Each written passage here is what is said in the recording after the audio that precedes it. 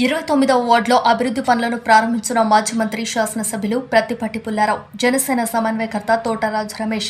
చిలకలూరిపేట పట్టణంలోని 29వ వార్డులో కలవట్లు, డ్రైనేజ్ కాలువల సమస్య లేకుండా చూడాలని దగ్గరుండి పరిశీలించి వార్డులోని ప్రజలకు ఎలాంటి ఇబ్బందులు లేకుండా వెంటనే అభివృద్ధి పనులు చేయాలని మున్సిపల్ కమిషనర్ను డీఈకి ఆదేశాలు జారీ చేసిన ప్రత్తిపాటి.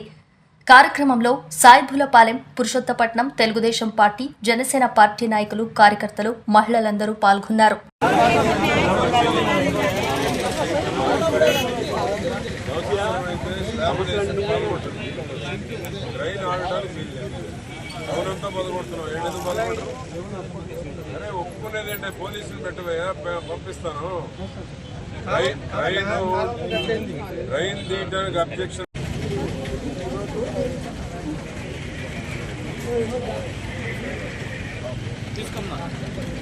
చాలా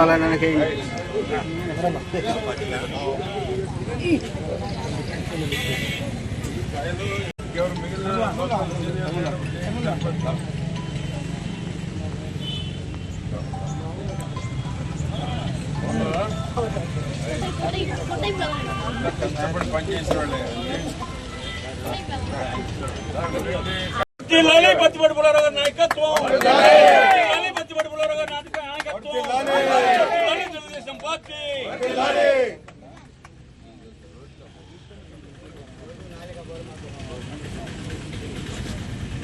ఈ వార్డు 40% ఎవరు?